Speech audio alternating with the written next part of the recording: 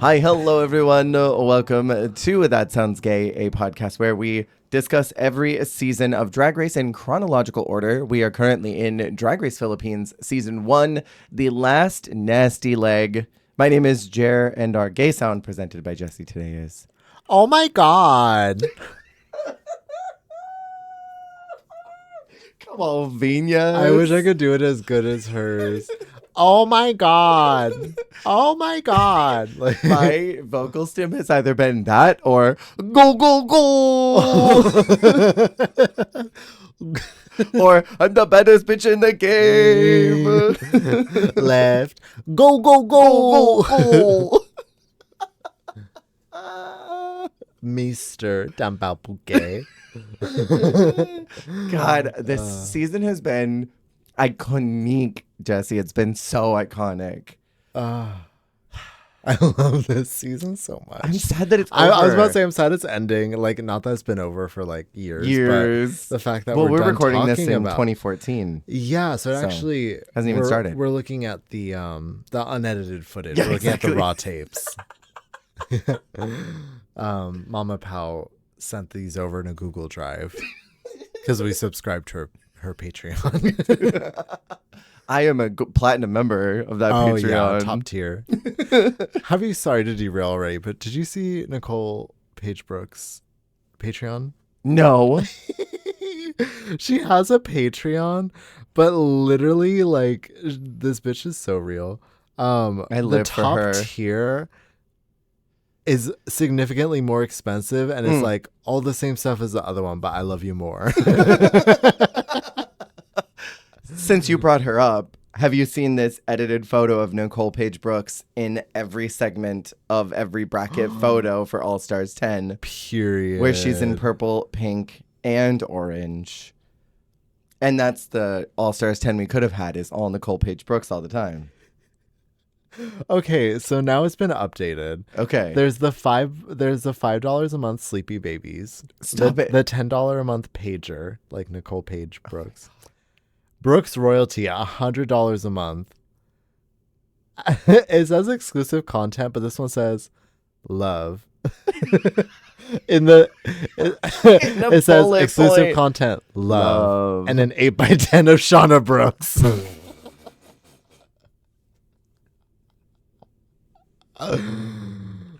This woman is so iconic, just effortlessly. For $100 a month, you can get exclusive content, love, and an 8x10 of Shauna Brooks. And I want you to consider that.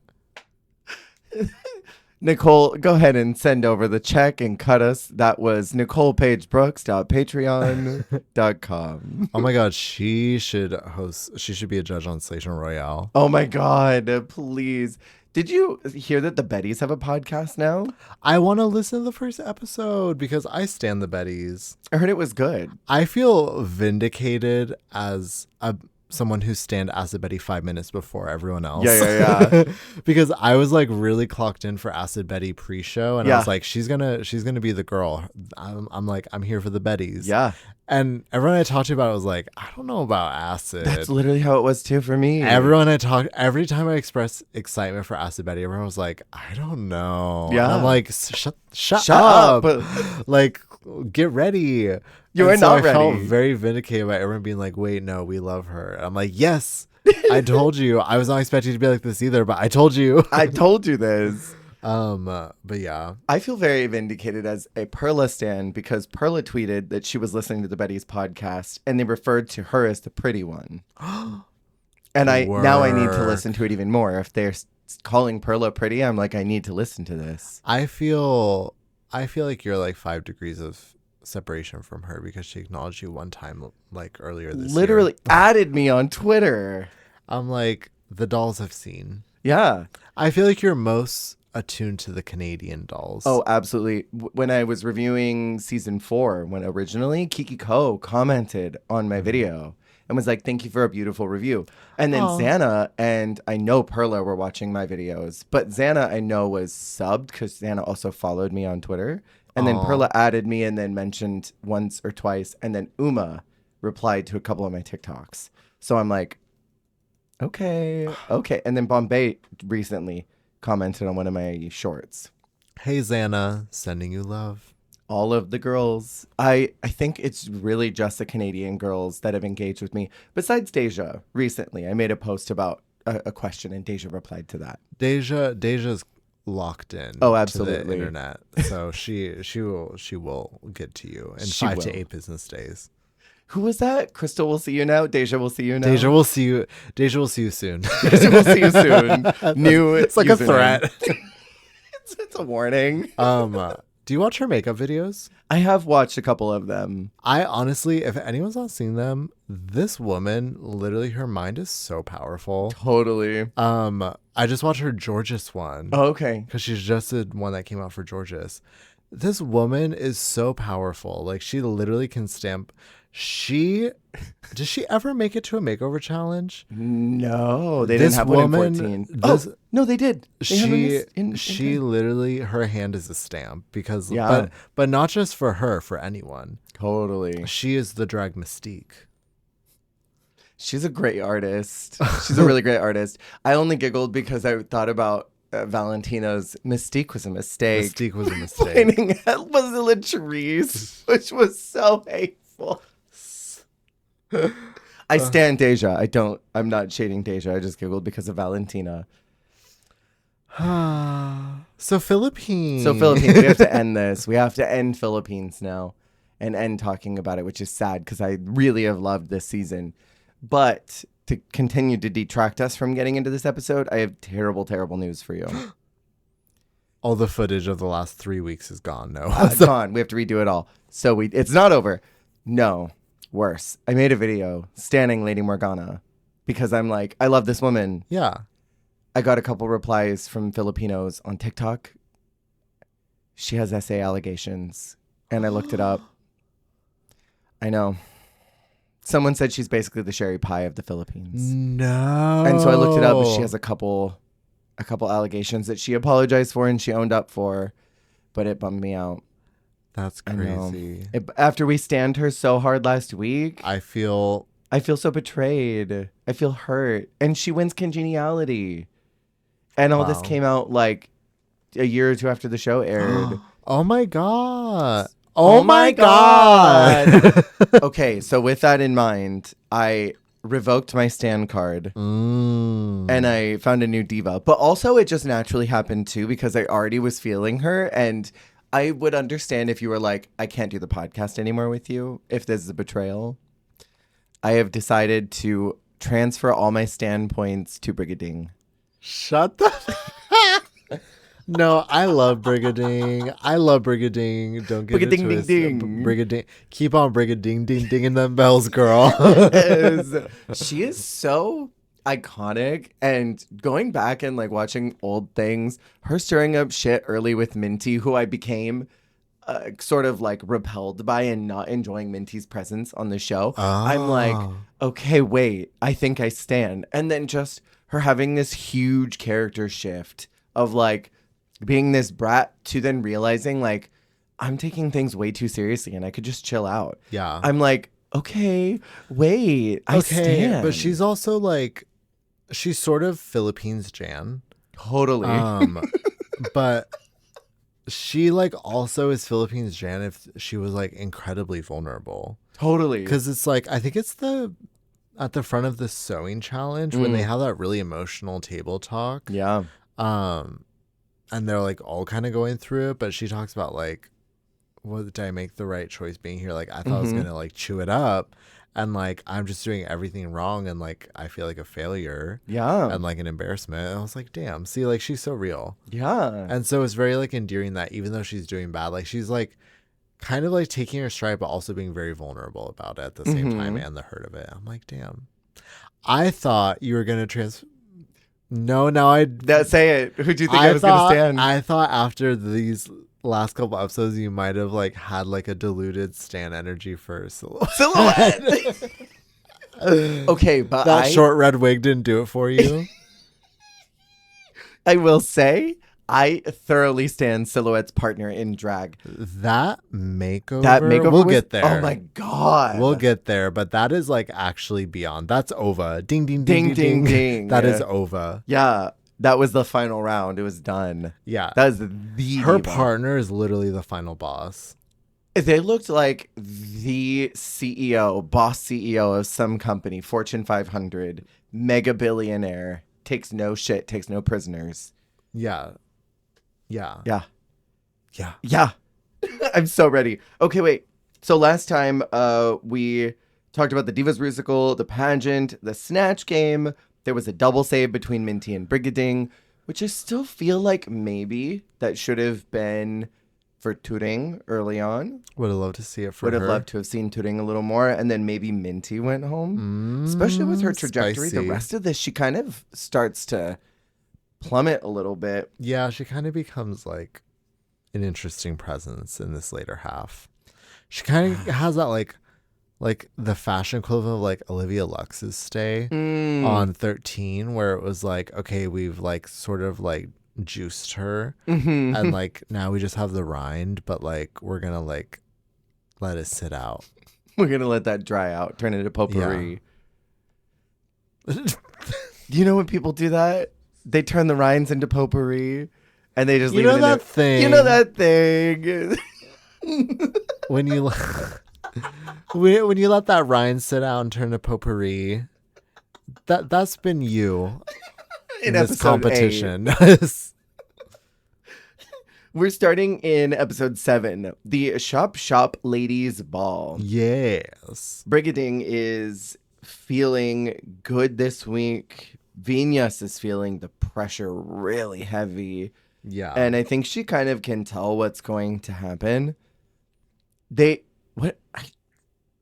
I'm sorry. I'm just pausing because I'm reading my notes and I'm like, they played a message of the prize package. Just this like ding, ding, ding. Yeah. The prize package of Drag Race Philippines is 1 million pesos. A crown and scepter provided by Fierce Drag Jewels. Makeup provided by Jeffree Star. Like it's fucking Squid Game. Right. And they're all just like staring into the distance, listening. Like this is the first time it's happened all season. And it's like, what? But then there's also like trying to make it emotional. Like, wow, like hearing those things. It's like, what does that mean for me? So random. It was. Like, I think it would mean everything to me if I won this. It's very like the international seasons do this so much where they're like, and of course the prize, we have this wonderful crown.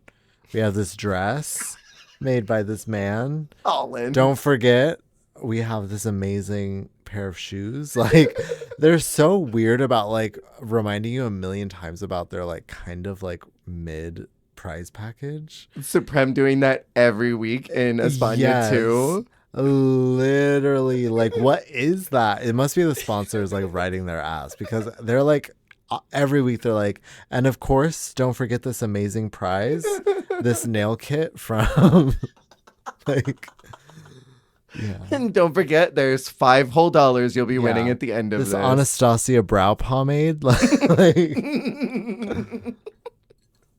and 3 bags of ponytails. What was the thing they did on Drag Me to Dinner where they're like, you'll get 1,000 crackers, an insult or a handshake from Bianca Del Rio. Literally that. And we have a mini today where they're going to be doing a nude group photo shoot. What did you think about this twist on the nude photo shoot? This was like the season 3 challenge meets the season 7 challenge. That's right, because the season 3 photo shoot meets the season 7 Born Naked sewing nude illusion challenge. And it did it in Hole in One too, right? Yeah, but that was actually nude. Like that was full like nudity. That was like 3. This was nude illusion. I don't know if everyone didn't want to do naked and then they did nude illusion, but I'm obsessed with Eva being like, okay, bedazzled bodysuit. And there were a lot of bodysuits. I was obsessed with Brigading and like the, you know, when they do the like stock, the like tights with the pads, like like pants, and then like nude chest, and then like looking like a young ingenue, right? Like after a long night of hooking, like so fresh faced and like doe eyed, like bright eyed, but totally. Also so crazy looking. Because also like that was the other crazy element is like all these nude photo shoots that are in boy drag. Yeah. It's more like artistic. With a light beat. Light beat, if they want to be more like made up, they can be. But in this, they're like, no, you're going to be womana. Yeah. So they're in like half beat. Like I was obsessed with Eva saying like she focused on trying to get the body right and her freaking bejeweled bodysuit serving bejeweled blitz, and then she's like unshaven, like hillbilly, unshaven in her wig. It was incredible. Can I say something about this? Say it. That you'll appreciate? The Megan Sewn brutification in the Philippines of Precious Paula Nicole looking like nude Megan Sewn. Why tell me why? Tell me why? Tell me I'm wrong. Why is she Megan Sewn brutified? Wait, let it go. That is crazy. That is crazy. It was the first thing I thought of. But yeah, the like tights and no top or anything was wild. Precious Paula Nicole plus bag of chips equals Megan Schumbrud. Wait, why Baga? I was just thinking about the mug. Oh, okay. It was a little Baga in the mug, wasn't it? Yeah. Well, how do I say this? It's like the Venn diagram of people. Precious Paula Nicole plus bag of chips minus Mini Cooper equals Megan Schumbrud.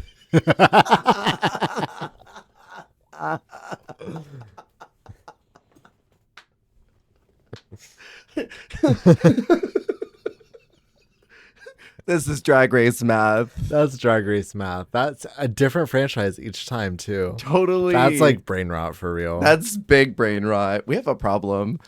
But you know what? People that listen to us love our brain rot. They absolutely do. I get comments all the time of laughing at our weird out-of-pocket references. At the time of recording this, in 2013 when we're recording. The year dials back every time. Drag Race Down Under Season 2 hasn't aired yet, where I've referred to, oh my God, drugs, Molly, as yassified Tabitha. That hasn't dropped yet, but I'm just waiting to know if someone responds to that and knows what I'm referencing. That's crazy because I also live in fear. This is like, these are like time capsules because I don't remember what I said. Oh, yeah. we just talk and say things. Yeah, I just talk into this little mic. See, but that's improv. I fall asleep and then I come back with new opinions. With new opinions. Minty is the winner for this nude mini challenge, which was very interesting. Well, okay. Not that she won, and they had to play into the rivalry because they're like top two was Brigading and Minty Fresh. They were kind of giving the like top model like end of the episode where it's like doon, and then they like would fade away one by one. Yeah, it was very top model. This whole thing was. Did you think Minty won? No. I respect getting on the floor, but I just thought the photo they went with of her in the group composition was not the most flattering. I think it was dynamic of her to be on the floor, but I thought in that specific photo they were using, it wasn't the most flattering photo of her. I would agree. I really enjoyed Marina. I mean, Marina's face card's always like to a million. Yes. Even with like chapstick and mascara, like the woman's got it. Yeah. This is a lady. She just immediately like always is like clocked in at Give Mug though. Like she's at serving. Any time of day in any situation. Yeah. I enjoyed her a lot. But the maxi is a ball, but it's only 2 categories. One brought, one sewn. What do you think about 2 category for a ball? It's giving very first episode of like UK or something. I do like a I don't like a 2-look ball if it's the only ball. Sure. Like I didn't like in season 7 where we had 1,000,001 look girls. We waited all season to get a 2-look ball, and one of the looks was also like a throwaway basically because it was the mascot. Suit mascot. Yeah. Uh-huh. So I don't like a 2-look ball if it's the only like look related challenge, but I like a 2-look ball if it's like done intelligently. Yeah. I hear that. So if there was like a 2-look ball And then a 3-look ball later. A 3-look ball or like a 2-look ball and 2 like a unconventional sewing challenge and then like another like themed challenge or like a box challenge. I don't know. Or don't even call it a ball necessarily. Just make it a design challenge with an extra runway, like in Canada 5. Yeah. Where they had to do fast fashion and then the slow-mo. Yeah. I think that even works too. Category 1 is shopulence. She buys everything. So the idea is reveal what's hidden in your heart when you're buying groceries. What's the cunty look that's inside of you? That's what they said. They said when you're shopping and buying whatever. You just said it so earnestly. And you're like, reveal what's in your heart while you're buying groceries.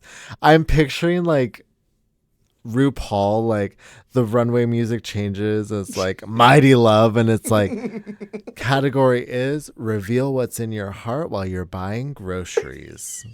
That's the whole runway. First up, Ginger Minge. Yeah. A little bit of love. Today I'm wearing a fabulous cow suit. It is cow print, and I'm gonna go buy milk. Moo. And then category 2 is a design challenge using unconventional materials from a divisoria, which is a low-price commercial center and market, is what they put on here. Fierce. So Minty gets 15 extra seconds to grab materials, and it's just a bunch of junk. Like, it's literally just a bunch of junk. Trash. Like, literal trash. It's like the 99-cent store challenge, basically, is what this is, but with less materials, because there's only 3 carts worth of things. There's like literally nothing here. And it's like, it's crazy because it's like, okay, there's what's there, and then there's what's sewable, what's like attractive, what you want to work with, what's your aesthetic. Yeah. And there's so many of them too to divide all these materials. I know, still a lot of people. Sometimes I wonder if they do have like a little mobile cart outside that they can go to and pick up extra materials. Like if these balls that are here, like maybe there's a bin with more of them somewhere. Well, because I feel like if you make a big enough stink in the workroom, they have to give you more shit. Totally. Like this is not enough balls for a dress. I need more. Otherwise I won't do it. And I'll leave. Jiggly does walkthroughs with Pow, which I thought was really special. And can we just talk about how freaking beautiful Jiggly Caliente looked? She looks so good. So freaking good. She serves the best of her like drag looks on this franchise, and I love it. Really great looks, I think, all season. I would agree. I think Jiggly is a good resource to bring in because she's got a good design aesthetic. She just can't put stuff together herself. Yeah. But she knows her references really well. And she knows like translating your vibe within your means, which I think is really what drag is all about. Drag is providing within your means. I really liked Pow's look as well this week. I love this mohawk moment. Pow's last several looks were so good on the runway. So good. Yeah, I live in fear because I will say she takes a detour in other seasons. Oh, no. Season 2, this bitch loses the plot. I'm just going to tell you now. But you know what? Supreme did too in season 2. Okay, get ready for like a reverse brick. Like, it's like pottery. Oh, no. No, it was clay. It was soft clay, soft moldable, sculpture. like literally could run through your hands like water. And then the heat, she turned up the heat. Too much? Too much, but then somehow it softened back.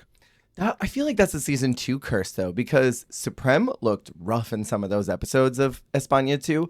And do you remember Pangina's crazy looks that she did in Thailand 2? Girl. Do you remember that one Thai flag that she did? Where the hair was like blue and she had that crazy eyebrow that went straight up. That red lip and then that like, crazy ass outfit. Yeah, I don't know what. So I heard allegedly that Mama Pow in season 2 sacrificed some of her own budget for the production. Oh. I don't know if that's true or if that's just a justification, but I'd like to believe that. I'm going to believe it so that we can pretend that she is not as bricky as maybe Priscilla is. Okay, so let's talk about these looks really quick. For Shopulence, we have Precious out first, doing what she described was Miranda Priestley. I did not get that from Blue and Orange. What, did I think it was sickening? Yes, but I did not get Miranda Priestley. Well, no. No. It's like Technicolor. Not even Technicolor Miranda. It's Andy Priestley. Sachs. Wait. Oh my God. That's Anne Hathaway's character. I was like, who's Sachs? Who's Morris? It is more like young. Maybe. The hair throws me off because like I get what she means by like it's sort of dragified, like like executive, but like the colors, like you're saying. It's drag. It's like if the Joker ran Vogue. I mean, Joker's like green and orange, but like that kind of vibe. I get what you mean. Joker adjacent. Yeah. Someone who really loves bold colors. She's fighting crime, but also fighting bad fashion. We have Silhouette doing her version of Opulence, and nothing says Opulence, like Crushed Velvet in Separates. Shut the fuck up. Oh my God. Did you live? I mean, I didn't live, but Crushed Velvet in Separates is crazy. I mean, like, I don't live for Crushed Velvet. Look at the material. Crushed Velvet in Separates with a stole and a cane. What is that about? Like, opulence is like, obviously I'm old. Like, what happened to Young Money? Like, where is it? Where's the new money of it all? Where's the Kylie Kardashian? Yeah, show me your lip kit, bitch. Yeah. I mean, I said it earlier, and the upcoming look of hers is reinforcement. I love me some Silhouette and blonde. Oh, me as well. I feel like as much as she is like the dark lady, like blonde on her is the fucking tea. Yeah. And I am biased because it's green, so I'm like, ooh, pretty, but I kind of like it. It's a nice color of green. I had to air out my thoughts. So valid. So valid. We have Eva in what I think what you're asking about. This is the Young Money. This is like the 32-year-old who married a 68-year-old. Yes. This is also giving me like dragified. What's that movie? Crazy Rich Asians. Oh, yeah. Where it's very like, you know, I'm going to lunch. I'm going to this event. Like, I'm a socialite. Mm-hmm. I'm, you know, I have 1,000,001 things. But like, and that hat. The hat. I lived for that. You know, who I think was doing a take on that, on Crazy Rich Asians, was Marina. I feel like I remember her mentioning that in hers. Oh. She looks snatched. Okay. Also, like the dark hair with the red. Yes. So gorgeous. Looks. And did you clock on the bags? It says, instead of Gucci, it says Rucci. And instead of Bulgaro, it's Rugaru. This bitch gets it. She went and got handmade bags. That's crazy. It's giving season 2, the Santino bags. Oh my God.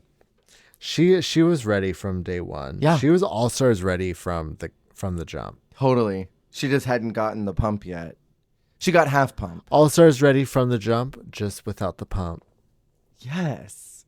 That's the episode title. But what about the gravity inside the popcorn? Oh my God. Oh my God. Next we have out Brigading. She was going for like an 80s inspo, but I was kind of getting like Vegas rodeo girl. You know what I mean? Brigadings? Mm-hmm. I get that. No, it's very like, who would wear this? It's opulence. So like Americana to me. Very right? Americana. I get what you mean by that. It's like weird, like cowboy secretary. That's the realness, though, for this category. This is what's in her heart. That hair on her is actually the realness, though. It's hot. Yeah, this like 60s mod thing. Imagine having such a petite face as Brigading. Right. As someone with like a huge face, like I have like a lot of like real estate face. Like her face is like a tiny little button. And she mugs, too. She is mugged down. She looks like a TV presenter. Like, I don't know how else to say it. Like, she looks like she should be like telling me some like crazy shit about a lion escaping the zoo. Like, I don't know. She absolutely looks like that. Take off the outer coat. I mean, like, I want her to tell me the weather. I want her to sell me shit on QVC. Right. Like, I want her on everything. Yeah. I see. You're gonna get it. You're gonna understand the stand card because I have switched. Then Venus comes out, and from what my understanding is, this is a Mama Pow reference as Hurt Evangelista. So she is doing Mama Pow as someone else. This would be like doing RuPaul as the guidance counselor from Brady Bunch. Is my understanding of what this look is. I thought the presentation was really funny. The look is interesting.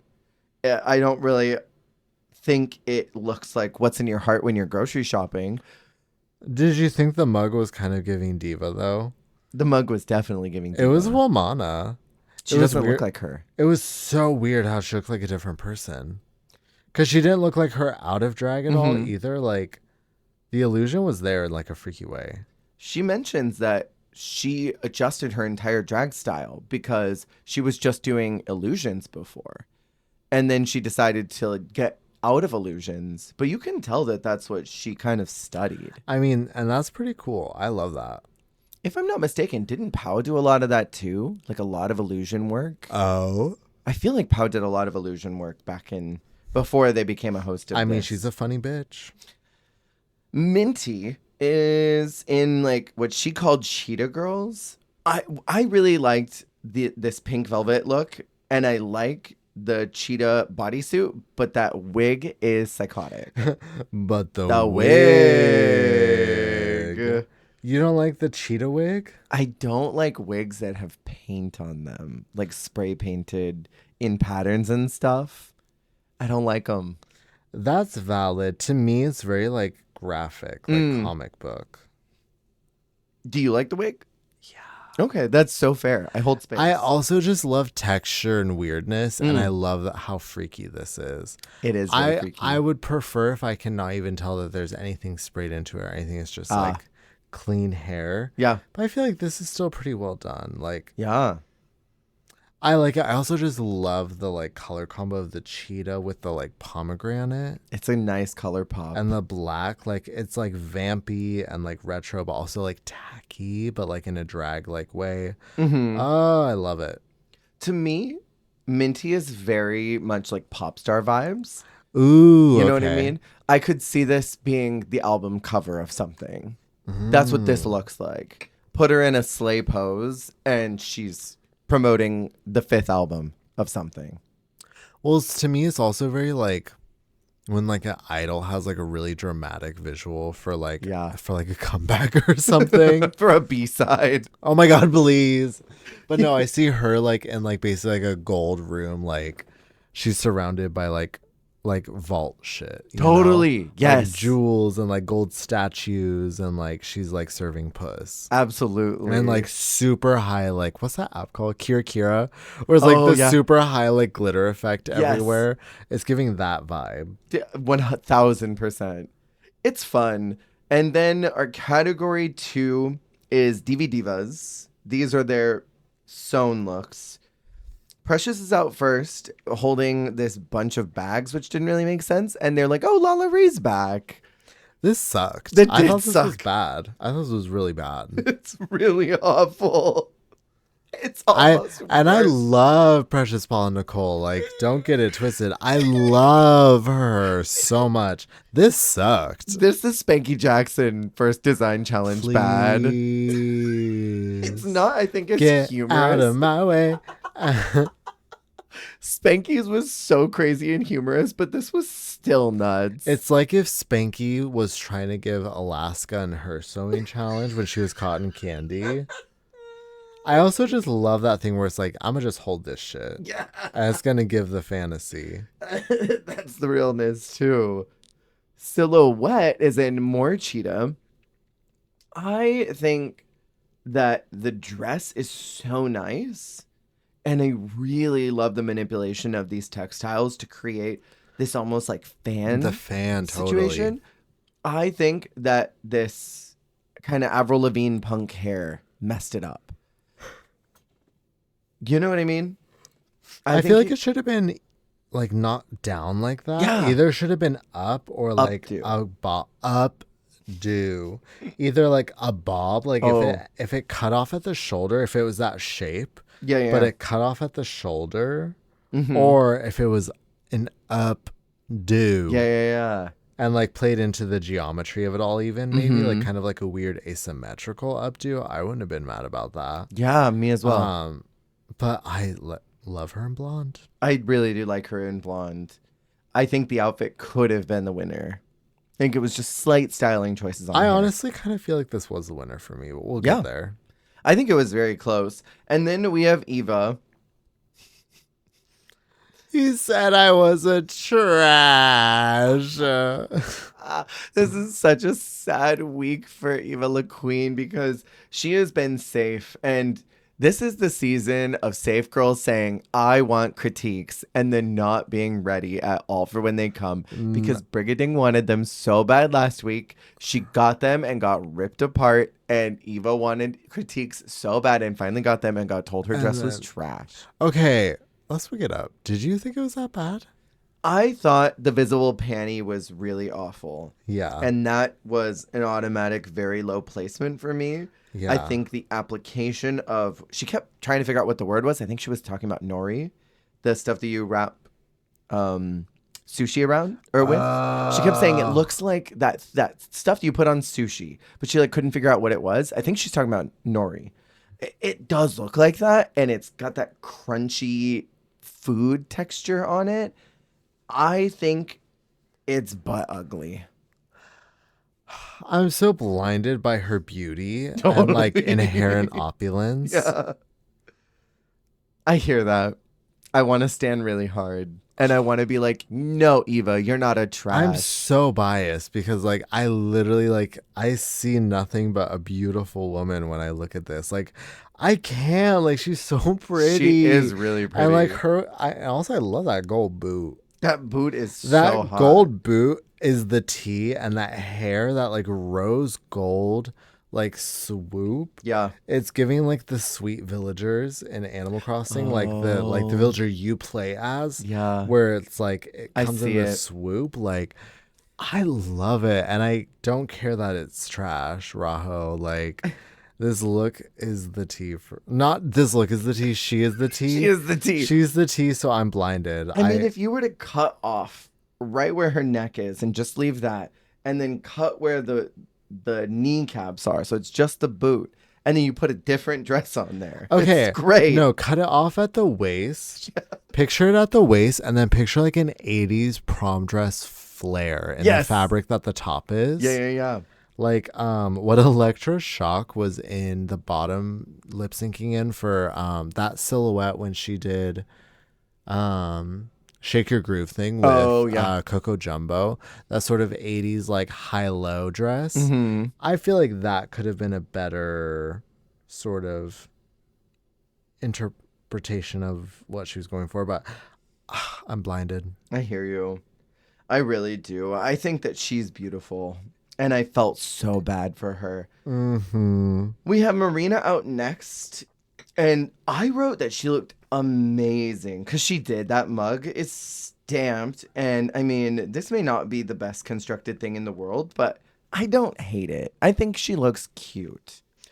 Yeah. And it's like, okay, did they make these in a day like they did the last ones? I think they had a full... like that day and then a little bit of the next day. This wasn't a one-day challenge, I think. And okay, also, this is just me as someone who sews. I very much get like, I appreciate if your brain gets it, even if your body doesn't get it, because like I sympathize in the sense that like I can't draw. I know what I would try to draw, but if I tried to draw it, I wouldn't be able to draw it. Totally. And I even experienced that sewing very much, especially in the beginning of like, well, I know what I want to sew. Right. I know what I'm trying to sew. And so it's like, with something like Marinas, if they're gonna like really clock the construction, I'm like, okay, but I see the vision. Yeah. And it's like, sure, maybe fine details are like a little fucked up, but it's like, I'm not necessarily looking for like, ready to wear. Totally. So I'm like, I'm all right if it looks a little like hodgepodge. Like, if I can see that you had the sketch in your brain of what this was going to look like and you got as close to that as possible, I respect it. With the materials provided, too. Yeah. And it was like she was able to lay all of the fabrics in a visually appealing way. And I respect that. I feel like that's half the battle. If you can get that, people who have never sewn don't realize how hard it is. Like, it's not as easy as literally gluing shit to you because the body is a lot of curves and shapes and 3D shit going on. And if you try to just like sew some like tube or something, it's going to look crazy. It's going to look nuts. So it's like, it actually is a battle to get everything to lay where it needs to lay and like look not crazy on your body. Like that is truly like a journey that people don't understand if they've not tried to make something for their bodies before. And I'm sure that there have even been times for you where you've sewn something off a mannequin and then put it on and then it looks weird. Yeah, no, I literally like in the years that I was in fashion school, I sewed for the same size 8 mannequin the entire time. It was the same mannequins all the time. And I would randomly sometimes make it and put it on there and it would be like, I felt bad for the mannequin. Yeah. I'm like, girl, I'm so sorry. What did I just do to you?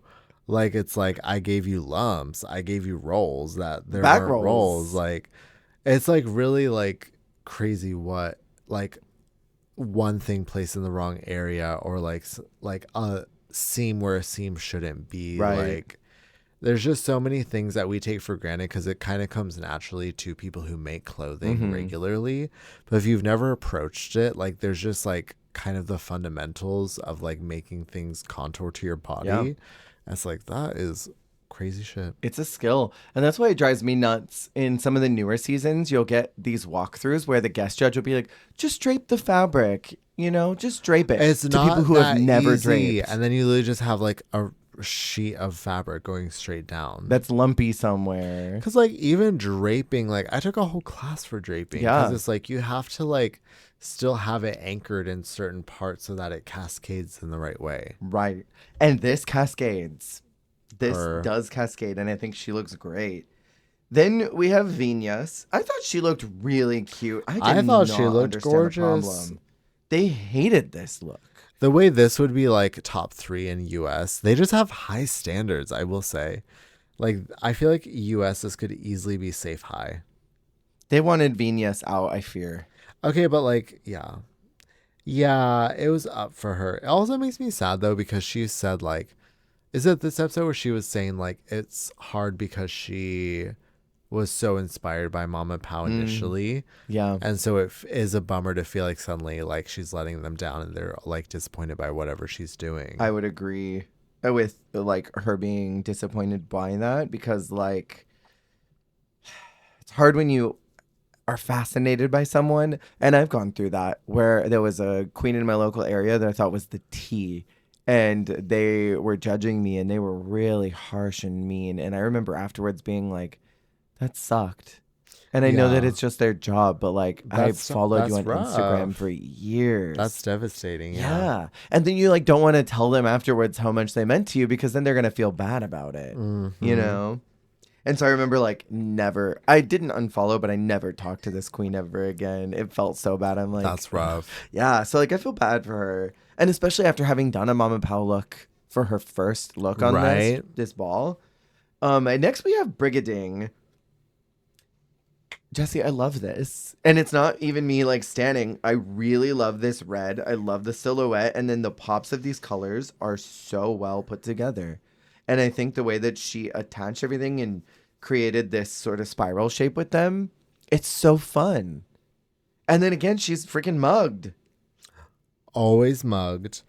She does have good styling. Like she definitely knows like what the vibe is of, because that's like just kind of, I think styling 101 is like, Okay, so what's the outfit giving? Like, is the hair giving what the outfit is giving, what the shoes are giving, what the bag is giving, whatever? Yeah.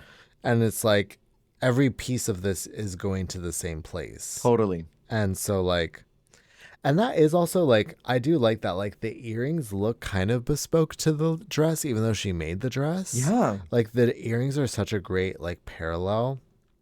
And almost the exact same color as the waist balls. Whatever those are. But no, she did really solid, I will say. And, Yeah. like, good eye that she had in creating this is apparent. Mm-hmm. And then last up, we have Minty. Can I ask you? Why are her tights banana colored? Not the banana tights. Don't drag the banana tights. Are those like... Were those meant to be like leggings, or are those her day-to-day tights? Let me zoom in. I was looking at her last sewing challenge look because I'm like, I feel like she does have kind of like a blueprint with like sewing challenge looks. Not that they're similar at all, but like I see the kind of like grungy, like fitted but also train, like close to the body but also like excess. The tights are crazy though. They're like the same outfit as Venus's, same color as Venus's outfit. I have to imagine that they're a choice, but they're Nymphia Wind tights. Banana lady tights. No, with the white pump they have to be purposeful. Yes, the yellow tights with the white pump, which is also like actually crazy. It's giving, oh my god, what's her name? From Dracula when she did the banana strip tease. Do you know what I'm talking about? Your girl. Oh my god. Anaphylactic? Anaphylactic. The yellow tights with the white shoes. Yes. It's giving me banana lady for real. I hear that. I like the textiles chosen. I don't know if I love this huge bulk of fabric that's hanging off her neck. But oh yeah, that weird like infinity scarf. It's very live, laugh, love. It's very H&M. Yeah. I love the dress though, and I love the gloves with it. No, super strong for sure. I think if you were to cut off from the legs up, like don't show me the tights and the shoe. Don't show me those tights. I don't want to see those tights. Yeah, I don't understand the intention of those tights. Like the choice was there, but I don't understand what it was. Yeah. Brigading is called as safe. And when Pau said again, Brigading, you are safe. Again. I laughed so hard. She drags these girls every week. She loves to throw dust. She does it. I live for it. I love that she's always dusty. And honestly, Brigading was happy about that, which was such a huge contrast to the last couple times she's been safe, where she's like, am I in the wrong competition? Right. Where she's like, this time she's like, well, yes. Well, of course. Thank you. I'm going to go enjoy my drink and my bar food. See you soon, Eva. Have fun getting called the trash. And Eva is told the iconic critique that her dress was trash. And she tries to take it on the chin so hard and just be like, you know what? I'm just gonna smile. She comes in so like gracious at first, but it weighs on her hard. It also didn't help. I mean, I know that we get a watered down version of what actually happens, but her critique that they showed us went on forever. Yeah. It was like they took all 8 weeks of critique that they hadn't been giving to her and crammed it all into this segment. Which is like, okay, damn. If you have something to say it sooner. Make her not safe earlier. What did you think about Rajo saying that Minty was the future of drag? The future. The future of drag. How do I say this? Say it. However you want.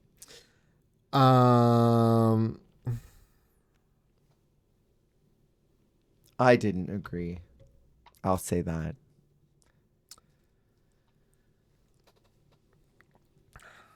How do I say this? I feel like she thought she was talking to like a Georges. Oh, yeah. And not Not a Minty Fresh. Not a Lucy LaDuca. I think that came out in a... Too late. Our longtime listener, Lucy LaDuca, just clicked out of the podcast. She said, now why am I in it? Now why am I here? Oh, no, you're right, because though. I get it. Like, Minty is very, like, cutting edge aesthetically. Sure. She's very, like, fashion fresh. Uh-huh. But also, like, I don't know. I also feel like she's very, like, drag right now, though. Totally. She's very also drag of the future. Mm-hmm. But she's also very much like what this generation of drag is serving. Absolutely. Mm-hmm. I think Minty's got a cool aesthetic. I think when Raho is talking about her, he's speaking about the visual that they get to see for a short amount of time, not necessarily all of the parts that we're privy to as an audience, which is what most audiences will see. They're going to just see the face value. Yeah. They're not going to see the person that's behind it all that's saying, I don't really perform that much because it exhausts me. You know what I mean? Yeah, I mean, maybe future drag in the sense like very model fashion oriented. Because I feel like of that cast of future drag is like the Marina, because she's like young ingenue, but also like it's that new generation of like they take like the kind of more like old school pageant drag seriously, but it's like fused with like the modern aesthetic drag. Yeah. Or like Eva does that a lot too. Yeah. Mama asked the question. Oof. Precious says Eva for no reason. Silhouette says Eva for the look. Eva says Vinyas for no reason. Marina says Vinyas because her trajectory is going down. Vanya says Eva because of the critiques, and Minty says Vinyas for no reason. Minty is ultimately the winner. We'll talk about Stench Game afterwards. I thought this was Marina's week because of the shopulence look. Really? Okay. Yeah, I thought it was Silhouette's week. Really? I know. You know what? That's so fair. The mother-daughter rivalry. Yeah, they can't have anything separate. And the bottom two are Eva and Vinyas. And for me, I thought Precious was worse than Vinyas. But I did not want to see Eva or Precious go home. I know, because if Eva had gone home this week, because it would have been her.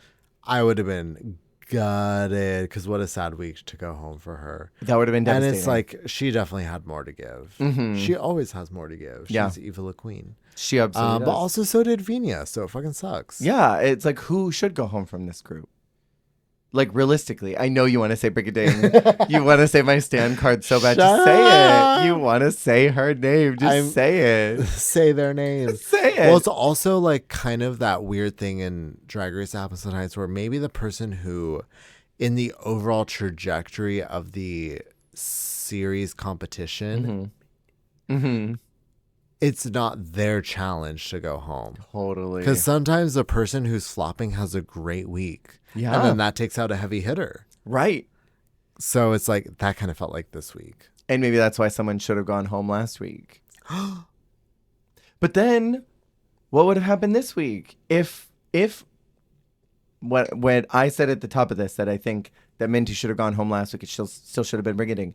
Do you think Brigading would have been like, I don't know, in a safe enough position that it would have bumped Precious down on the bottom? Or what if it had been like, say it had been Precious and Venus and it was a double save, or Precious and Eva and it was a double save? Yeah. Oh, okay. That would have been fine. Precious Eva double save. Yeah, totally. I would have been okay with that. Philippines rewritten. There we go. That's the one that I want to see. Sorry, Turing. You're great, but that means I just wouldn't want to see either one of them go. Not more of that. Not more of that. And I felt really bad because, one, the song is Born Naked, which is terrible. Such a, yeah. I flashed to Silver Sonic and M Stranger Fox, and that's all I could think about. I'm like, I hear this song and I think about them. Really? Yeah. I mean, that's rough too. I think about the season 7 lip sync. Okay. Violet Chachki actually kind of turned that lip sync. She did. Out. Didn't Pearl do her like Pearl Smash? Pearl did the Pearl Smash. Kennedy did the like give it to him Kennedy number. I feel like it was really between Ginger and Violet, because Ginger like went on the steps and did very like take him to church of the song, and Violet gave like very cuntified. Yeah. In this, the girls kept saying that Venus just failed. Damn, the song's been lip synced so many times. Because I'm also thinking of Canada. It was on Canada. That's right. They did do it in Canada. They love these RuPaul songs. And this is, no offense, such a mid RuPaul song to lip sync to. We still have not gotten from... Is that the same album that has Sissy That Walk? Sissy That Walk. Wait, I need to check earlier. Okay. Sissy That Walk, I think, is Glamazon, isn't it? No, Sissy That Walk. Sissy That Walk was... What is the name of that album? Because it's the one where she... it is Born Naked. Okay, because that album is actually because it's Freaky Money, Sissy That Walk, Geronimo, Dance With You, Adrenaline, Can I Get an Amen, Fly Tonight, which has never been a lip sync song. Do you know that song? Yeah. Fly Tonight is actually such a good RuPaul song that we have never seen as a lip sync. That was the season 7 outro, wasn't it? Oh, maybe. Because I remember them saying bye at the end each time. Okay. And then Fly Tonight, Modern Love, which also has never been a lip sync song, which is also a good song. Let the Music Play with Michelle Visage. And then Born Naked. I feel like Born Naked is a flop of this It's era. a little bit of a flop. Like, give me more Adrenaline lip syncs. Like, I can never take enough of those. Give me more Dance With You. Have we ever gotten a Dance With You lip sync? I mean, I wanna dance. They did it for the Canada Duo Challenge, if that counts for anything.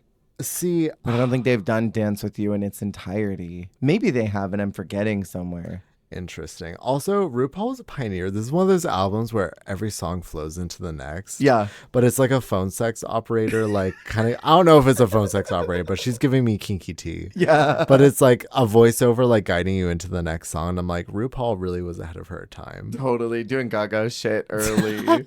Oh my God. I scrolled so much farther away. Okay. So they say that Venus gives up in this lip sync, but to me, I saw her kick her ankle out and rest it to its side. At the top of this episode, we didn't talk about it. She gets pushed by someone while they're gathering materials, and she says she hurts her foot. And to me, it came... And she also needed an x-ray. She says that's on the runway. Period. It, to me, came across like she got there. It was killing her after sitting down. Because, like, you've never worn heels, right? Like, long term? Not more than, like, 35 minutes. Okay. When I did my first drag con in heels and we were standing for like 4 or 5 hours, I remember we sat down at one point and I swear all the blood went straight to my ankles and they inflated like 5 feet because each. You like got off your feet. Yeah, I remember I took them like off. Like a pregnant woman. Literally. I remember I took my shoes off. We were sitting outside in the smoking area and I was just like, you know, when you like crack your toes after a long day and like it just felt so good to get off them. And I put those heels on and it was like knives jamming into my feet. So from that point forward, if I ever did long gigs, flames on the side of my face, ankles. I never took my shoes off at if I ever did any long gigs, I just kept standing because I knew if I sat, it was going to hurt. So like, I can't help but wonder, one, she's in pain. She's walking around in heels. She finally like kicks them off for an hour or two in Untucked, sticks them back on and has to go out and lip sync. I would be in immense amount of pain. So to me, it came across like, this is too much. I'm just going to stand here with my ankle popped and just... Ankle go cleek. She's probably sobering up live on that stage. After finding out she's in the bomb, she's like, okay, pull it together. Right. And like, she was wincing the whole time. I felt really bad. Yeah. Okay. That's the thing is if you know the backstory and you're watching for it, you're like, okay, wait, is she in pain right here? Is she like hurting right here? Mm-hmm. Like what's happening? Yeah. She loses the lip sync and at the end she's trying to do her goodbye, but I think she's still drunk as a skunk. She can't really express herself. And Pao just goes, just text us your thoughts later. She's always got to get a jab. It's, you make me feel RuPaul.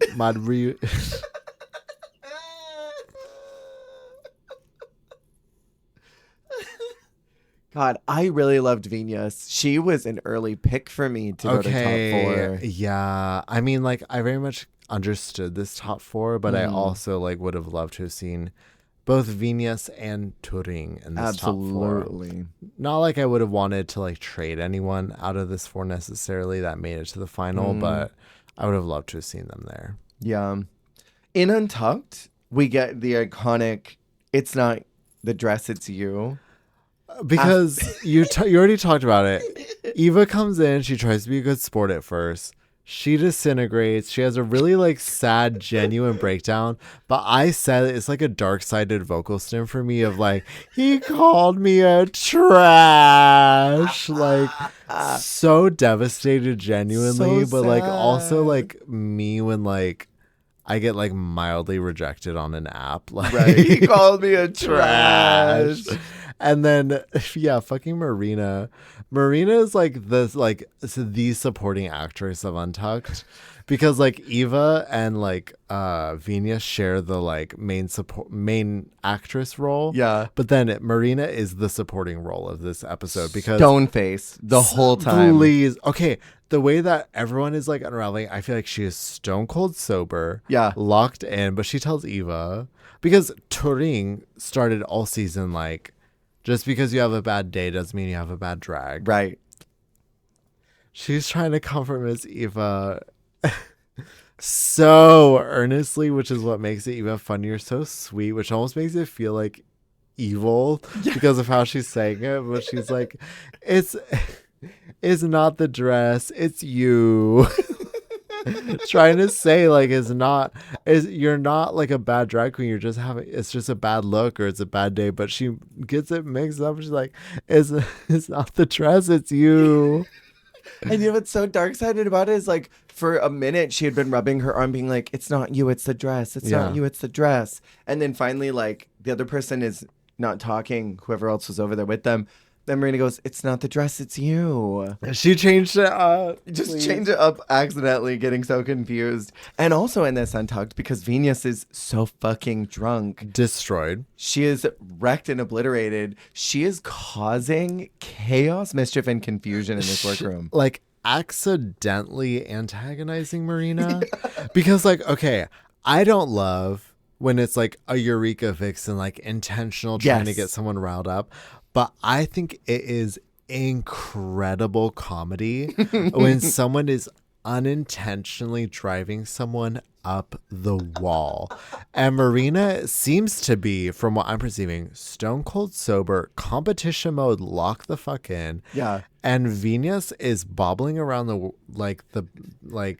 Untucked, like acting a fool, crazy, and getting her so genuinely angry that I have to laugh because it's like Venus literally doesn't even know what she's doing. She has no idea. Like asking Marina a question, getting her riled up, and then turning around and talking to someone else.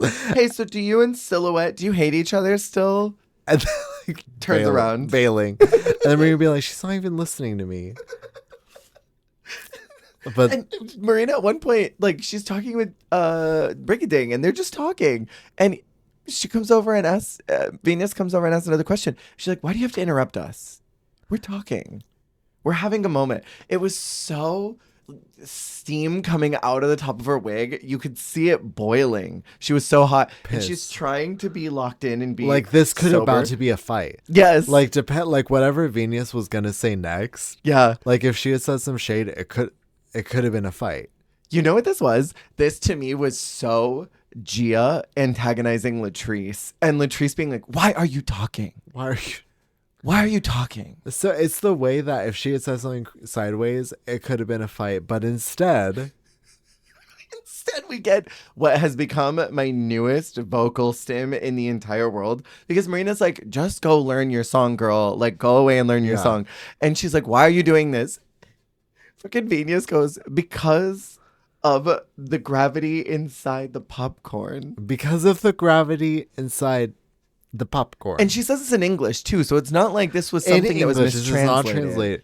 Because in English, and I quote, and it's like the cadence, because of the gravity inside the popcorn. It's like she was so close to snapping. She was so close to serving the most insightful thing we've ever heard on Drag Race ever. Yeah. Like, it's insane. And you explained it earlier as like culturally the popcorn is like the conversation when it's bouncing around the room. The gravity of the popcorn, the vibe of the room, the vibe of the conversation, the vibe of what's going on. But if I came into that blind, if I was heated at someone, I'm like, why are you doing this? And they come back at me with, because of the gravity inside the popcorn. What would you do? I would literally shut down. I would lose it. I'd be like, you don't exist to me anymore. I need to literally go into a different room than you. Like, I can't be around you. I would have fully walked out. Because I'm either going to, like, fight you or, like, brain rot. Like, I would have crashed out so hard on live TV. They would have had to have issued a statement the following episode. Like, due to the events, we're still showing you the events of Untucked, but due to the sacredity of the competition, this person has been disqualified. Literally. Oh my God. This was a great Untucked for all the worst reasons, but it was so iconic. This is one of the most iconic Untucks of the season, but there's so many. But this is like really up there for me. This is probably my favorite of the season. This was comparable to Mimi and Shh screaming at each other and throwing drinks and the sugar daddy thing. I mean, yeah, it's just like, because also if you're a Venus fan, like this is the Untucked for you. Yes. And if you're a Marina fan, this is the Untucked for you. Fair. So we move into episode 8, Twinning. The Elims have been, I think, really gaggy this season because everyone's been so good. And I thought that Venus was contender for top 2. This whole last bit is really strong, and everyone is gooped and gagged that Venus is out. And Marina is in the corner of the room, stone-faced, as they're all talking about Venus being gone, and she's just sucking on her teeth. She's still pissed about She's still pissed about the gravity of the popcorn. I don't know what that look is, this dark found footage photo of Brigading. I hate the RuPaul's Drag Race Wiki. The wiki has been dark-sided for Philippines. If any editors of the RuPaul's Drag Race Wiki listen to this podcast, what the fuck? I know you're not getting paid for this, but like, what? What the fuck? You have to get these photos somewhere. I can't Google and find these photos. No. You had to screen grab this shit. Something. Something. Who knows where they source Anyways, it's upsetting. They have the reading challenge finally, and Patrick Starr is here, which is crazy that we're having it basically like in like the semifinal, like near the almost very end, like the semifinal. Yeah, but love Patrick Starr. I mean, icon. The pockets in the bodice. Patrick Starr actually is an icon, and I'm pretty sure they're an unproblematic fave too. Like I think so. I feel like they're very much, which is really hard as a beauty guru as well. Patrick's one of those people where like they've really just like stayed in their lane. They never get involved in the drama as far as I'm aware, and like they're kind of like Nikki Tutorials. Oh yeah, where it's very much just like, yeah, I'm just gonna like do makeup and like be funny and like be a good vibe. Like they seem like a good time. Like they seem like a good time gal too. Yeah. I have not really engaged too much with Patrick, but I've seen them from a distance, and I agree. They seem like someone who's just there to share their passion, not get involved. A lot of the reads I didn't find particularly hilarious. I did think that Precious saying to Minty, "Now I see how pretty you are," in pictures. That was funny. Hateful and funny. It was very hateful. And then Brigading saying to Silhouette, "Who are you again?" I liked that. But maybe I only liked it because it was to Silhouette. When your fave reads your least fave, you're like, yes, read her. I know that Silhouette clicked out of the podcast already, but in case she's still listening. The Silhouette wore a blonde wig just for this episode. She said maybe if I wear blonde, they'll like me. And then our maxi is to make over some loved ones. So we have Marina's sister, Eva's best friend, Brigading's cousin, who she seemed genuinely surprised was there. Silhouette's partner, who they had the most emotional reunion of everyone. And next was Precious's brother. who they also had I was going to say, which one made you more emotional? Because, like, I get that Silhouette's response was more emotional, but something about Precious and her sibling, they have such, like, a tender relationship that was, like, very touching to me. Yeah. And it was like equal parts, like she was very protective of her brother, but her brother also seemed very loving and protective of her and very like open to the experience, as scary as it was. Like they seemed so down with it. Whereas like I feel like for Silhouette's partner, maybe it came a little more naturally, considering they are a fierce goddess and like the master of the universe. Right. But like for like Paula's like brother, like they seemed so like willing to take it on like with everything, and I was like really touched by it, like their mutual sensitivity to each other. Me as well. It was really cute. And then I just loved her being like, how am I gonna make you over? Literally, like, okay, now that I'm like over like being happy to see you, I'm like, wait, what the fuck? Right, what am I gonna do about this? And then Minty's sister, who she was like pissed was there because this was filmed right around the height of COVID. And so Minty is genuinely terrified that her sister's going to get sick somehow and is going to go home and get her mom sick and that maybe they might die. This was a very genuine fear for a lot of us. Yeah, and I'm glad you got it because I remember I watched this in the moment and a lot of fans were like upset that she seemed like upset or ungrateful. Like they were trying to make it like a Baga situation. Yeah. And it's like, it's not that. Like it's a very like sensitive thing. And it's like, if you're not in that like that scope of like, you maybe have someone like, what do I want to say? I almost said neurodivergent. If you have someone, oh, I know what you mean. Not asymptomatic, where they are more susceptible to getting viruses. I know exactly what you mean. I can't remember the word right now. And the only words I can think of are neurotypical and asymptomatic. When you have someone neurotypical at home, which I mean, been there, but what is that called? You know what I'm talking about. I know exactly what you mean. I'm so sorry that I can't think of the word right now, y'all. But immunocompromised. Immunocompromised. Thank you. You're welcome. And even if someone's not immunocompromised, if you have someone who's a little bit older, a little more like they already have pre-existing health problems. And we don't know how old Minty's mom is. And it's like, or even if you just are worried about the bitch, like it's just like, this was still like such like, I feel like we forget sometimes because we're like trained to just move on, get over it. I feel like sometimes we forget the state of paranoia. Not even paranoia, because it was valid. Like, people were dying, Kim. Yeah. But it's like the state of fear we were in, because it's like it was the unknown, and it's like you can't see it. You only know when it's too late that you like basically caught it. So it's like you never know when you're opening up your loved ones to a risk. Right. And so it's like I remember at the time a lot of fans felt like she was being like abrasive.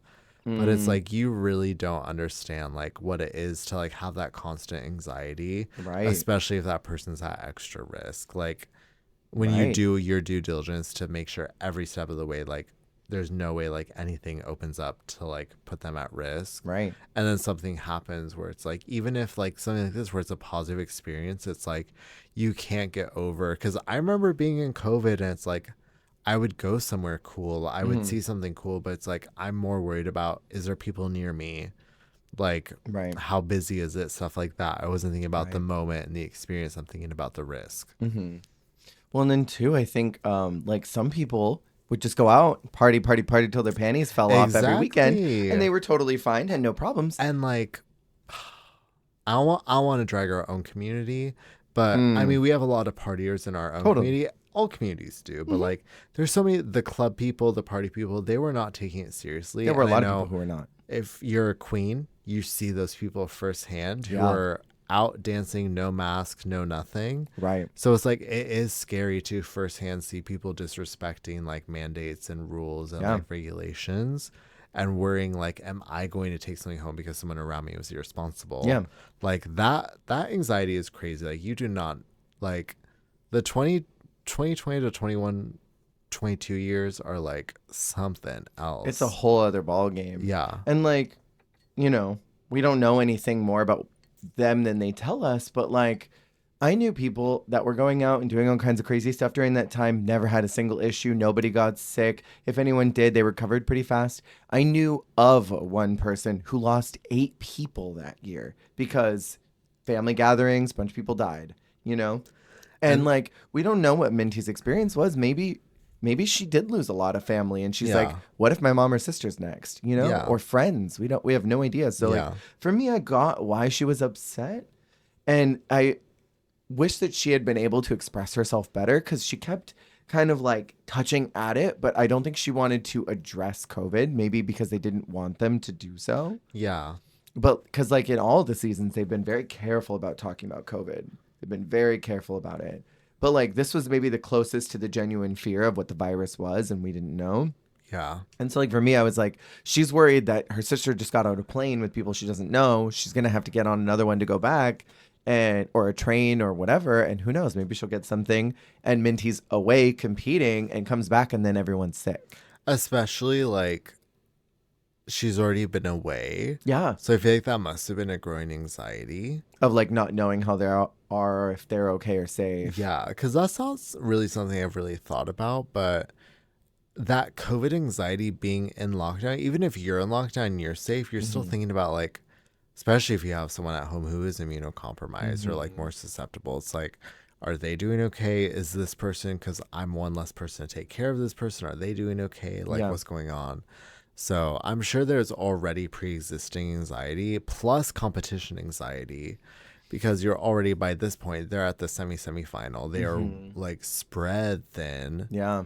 Like, I'm sure there's already so many other stressors too. So it's probably amplified. And financial security too, because it sounded like Minty was the primary provider for the house and taking care of her mom and her sister. And she was even like, how are you here? And the sister's like, it's fine, I took a day off. And she's like, but you know, and like trying not to say it, like, are we gonna come back and we missed rent or something? You know, like she kind of seemed frustrated about that too. So I got it personally. Should we look at these looks really quick? Let's get into it. We got Eva and Luna LaQueen. I loved the first look, and I loved the second look. I love that they were two party girls. They were so fun. 365 party girl. I don't know if I love the correlation between like the looks. Yeah. The tearaway part. Part 1 to part 2. I hear that. To me, it came across like two proper good girls, and then as soon as whatever the ceremony was that they were attending, they're gonna go out and party. After party. Yeah. For sure. And then like doing shots on the stage and snacking. Performance was great. Yeah. Great runway performance, I will say. It was safe. I wouldn't say this was necessarily like top 2, but it was good, safe to me. For sure. Then we have Silhouette and Shadow, and girl, fuck all the way off Silhouette. Now let's talk about runway performance. They had like a full choreographed number. Yeah. Partner was ready and locked in, by the way. Like, Partner was born for this. Totally. I don't want to say out for your silhouette, but like her face card was crazy. And the way that she didn't even need that much. No. She just needed a little like dark makeup. She has like no makeup on. Yeah. And she was literally like, God. It's like yesified other mother. Like tall and like super like commanding presence, but like so gorgeous. It was almost like Mirage too from Incredibles. Like with black hair, like just that. Yes. Well, super femme fatale as well, which I think that Silhouette touches on. She's sort of more like the villain, but like, yeah, it's very like femme fatale. Like, oh God, I love it.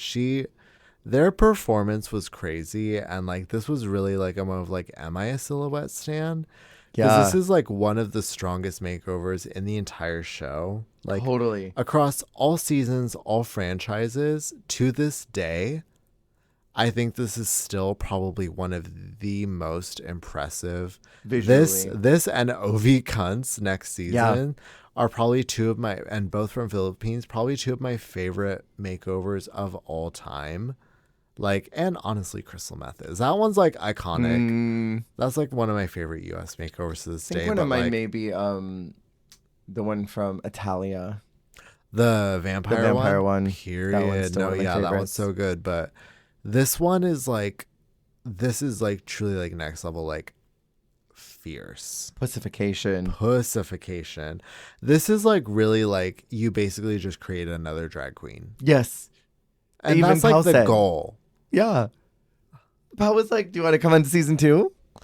And like, is that not a win? Because it's like, it's one thing if you make them look beautiful. It's one thing if they like are confident and fierce, like like a wintergreen.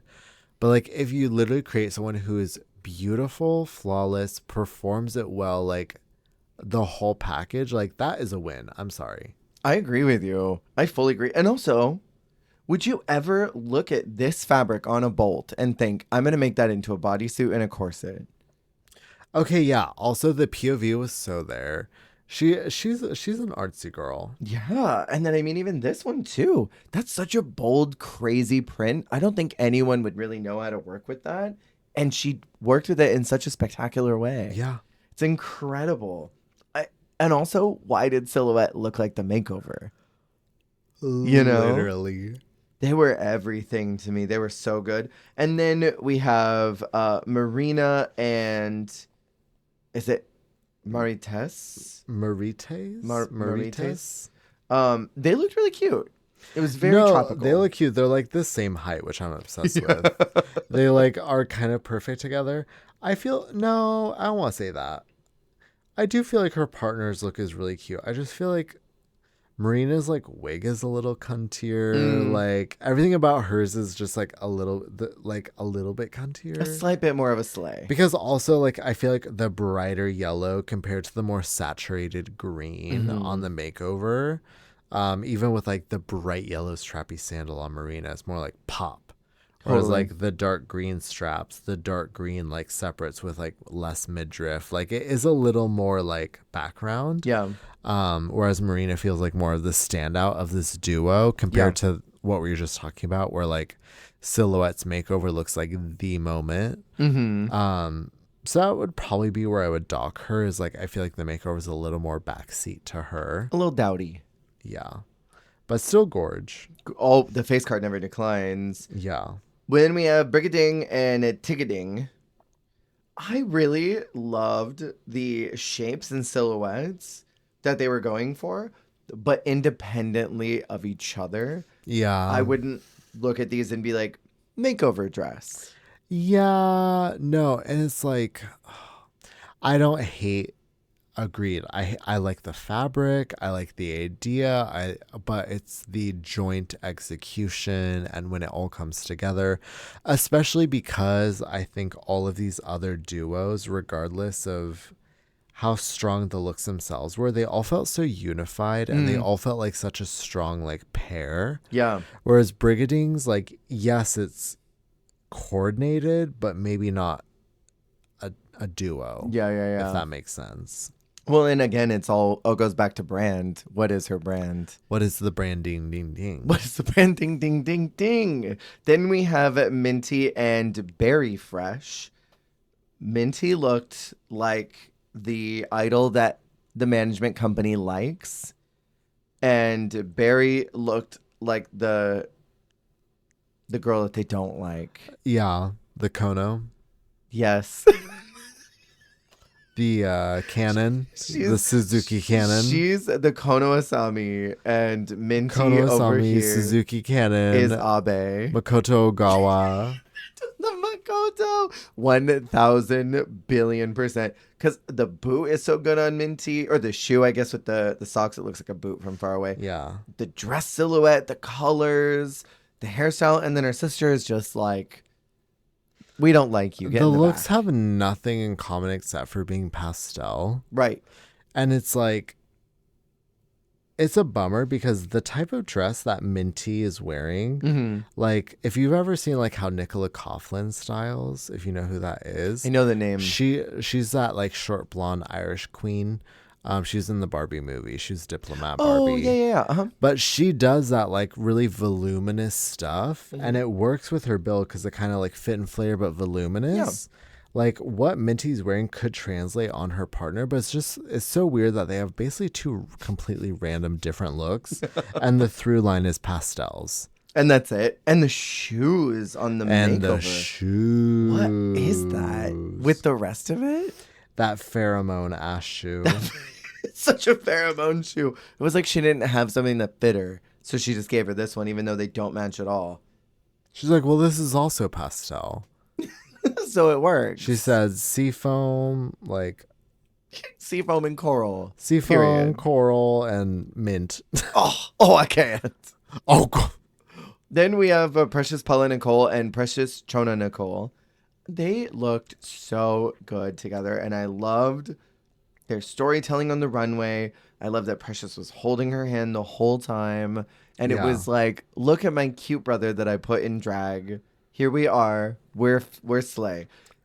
But also, like, I feel like Precious showed intelligent styling and like the comparison in like the volume of her hair versus the volume of her brother's hair, and like totally the way that her dress was cut versus the way that her brother's dress was cut. Like, I feel like she really did try to put effort and intelligence into how she styled it and presented it to make her brother comfortable, but also to make him look good. And she accomplished that on both ends.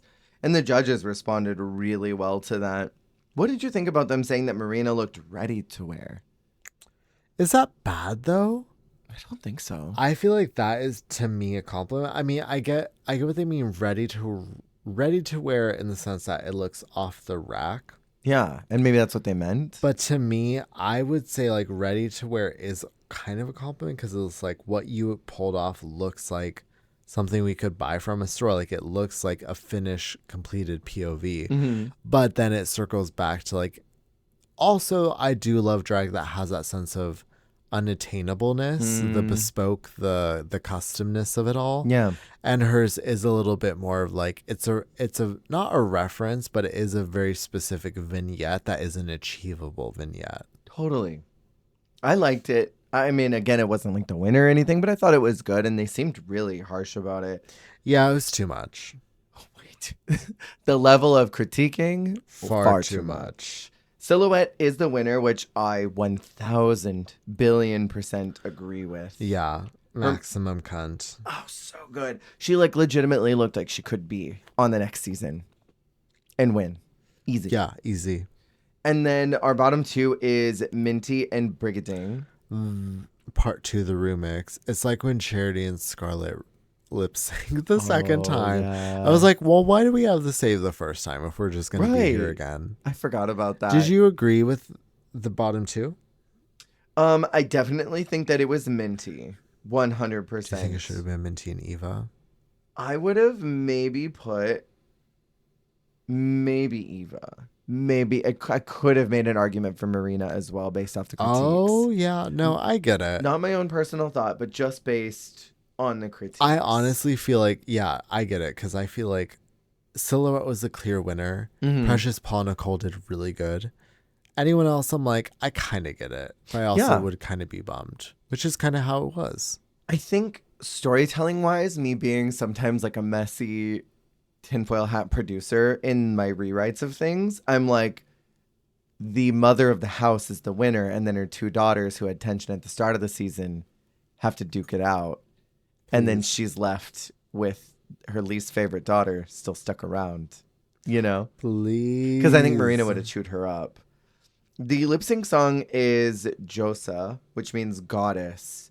I thought they were both incredible in this lip sync. They were both like really tuned in. Like I think they knew the stakes because of the last time being a save. They're like, this is the Coco Alyssa. This is the tiebreaker. This is the one. We cannot mess it up. They keep Minty and Brigading is out. And I think this is one of those situations where like the lip sync was so good that it then falls to what are you bringing to the competition and to the TV? Who is better story? And I think Minty was maybe slightly better because it seemed like Brigading's story had kind of wrapped by now. Yeah, for she sure. She surpassed all of her brattiness and opened up to the universe that maybe she wasn't the queen she thought she was, that she still has growing to do, and that she could be open to that. And she's willing to let that happen, even if it hurts and doesn't feel good. And she's just happy to get it. I think beyond her track record, most of her Drag Race journey happened outside of the actual challenges. Yeah. Totally. I've heard rumors that she might be on Slayoff Royale, and I would be so into that. I would love that. And then we get a chance to stand her again. Or I do, at least. Episode 9 is Chariot of Fire. And I want to ask you, is this the top 5 you thought would be here when you were watching this live? watching it live, I mean, first couple episodes, I thought Turing was going to be there. I'm like, okay, this is going to be like a big girl who makes it all the way. And then halfway through, I definitely thought Minty was going to be there. Yeah. No, wait, what? Sorry, Venus. Venus. Yeah, like, Minty's here. I would have swapped Venus and Minty. Fair. Or even Venus and Brigadine. At least like Venus made an episode more. Yeah. I just did not see her leaving where she did. I feel like by this point, I knew Marina was going to be there. I felt like Eva was going to be there because of how much space she got. Yeah. And then like obviously Precious, I didn't anticipate it at first, but it does make sense. Like she's been super consistent. Yeah. I just didn't see it coming. We get to that pageant, and that's when I was like, oh, right, get it. Yeah, but I definitely also did still see it for Turing and for Venus. Totally. They have to lip sync in a music video to Champion, and it's an actual music video. I'm over this song. What did you think of the music video? I thought it was very funny that they had the the boxing gloves on. They were trying to like Vogue, like dude, they were giving boxing glove like handography. It was very interesting. I thought Marina chewed in a way that nobody else did. Marina was giving crazy face. It was giving like dance shot. Yes. The way when they were all standing in the ring and they all had to do the handography, I was like, this is a dance shot MV. Like, totally. For real. The dance version of the MV. Yeah. We did finally get Marina and Silhouette making up after all of this time. We're in week freaking 9. Literally the semifinal.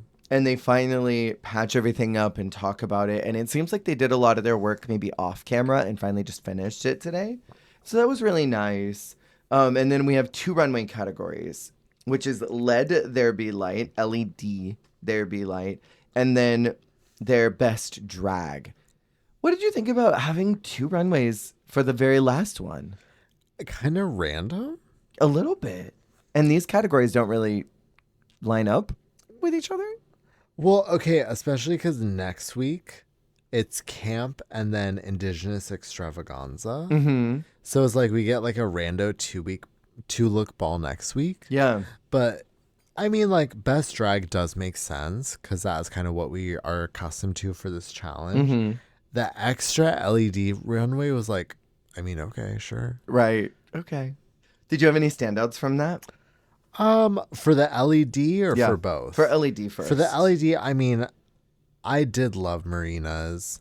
I feel like we've seen more of the mushroom stuff in the years since. Mm-hmm. But at the time, I was so like lit for this look because we hadn't seen a lot of that like mushroom LED kind of vibe before. Wasn't All-Star 7 and 14 before this though? So we were getting them quite true. The same So time. I guess we were kind of in the height of it. Although this is like more lull to me. You know, it's so more lull. I think the hat is just so like because it's like witch, like mushroom witch almost. I feel like I really liked hers, and then